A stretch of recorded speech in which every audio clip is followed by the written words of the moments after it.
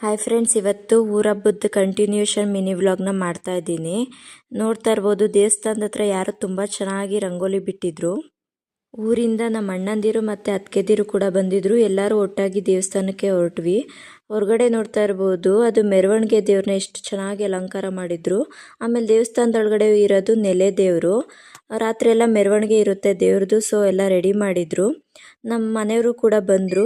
ದೇವಸ್ಥಾನದಿಂದ ಬಂದಾದಮೇಲೆ ಎಲ್ಲ ಮುದ್ದೆ ಕಟ್ಟೋಣ ಅಂತ ಅಂದ್ಬಿಟ್ಟು ನಾನು, ನಮ್ಮ ಅತ್ತಿಗೆದಿರು ಮತ್ತು ನನ್ನ ಕಸಿನ್ಸ್ ಎಲ್ಲ ಸೇರಿಕೊಂಡು ಆಟೆ ಹೊಡ್ಕೊಂಡು ಮುದ್ದೆ ಎಲ್ಲ ಕಟ್ಟಿದ್ವಿ. ಇನ್ನೊಬ್ಬರು ಅತ್ತಿಗೆ ಮಿಸ್ ಆಗಿದ್ರು, ಸೊ ಅವ್ರು ವಿಡಿಯೋ ಕಾಲ್ ಮಾಡಿದ್ರು. ಅವ್ರ ಜೊತೆ ಮಾತಾಡಿಕೊಂಡು ಆಟೆ ಹೊಡಿತಾ ಇದ್ವಿ. ಎಲ್ಲರೂ ಒಟ್ಟಾಗಿ ಸೇರಿ ಊಟ ಕೂಡ ಮುಗಿಸಿದ್ವಿ. ಇವತ್ತು ರಾತ್ರಿ ಗಂಗೆಗೌರಿ ನಾಟಕ ಇದೆ, ಸೊ ಊರಲ್ಲಿ ಸೆಟ್ ಆಗ್ತಾಯಿದ್ರು.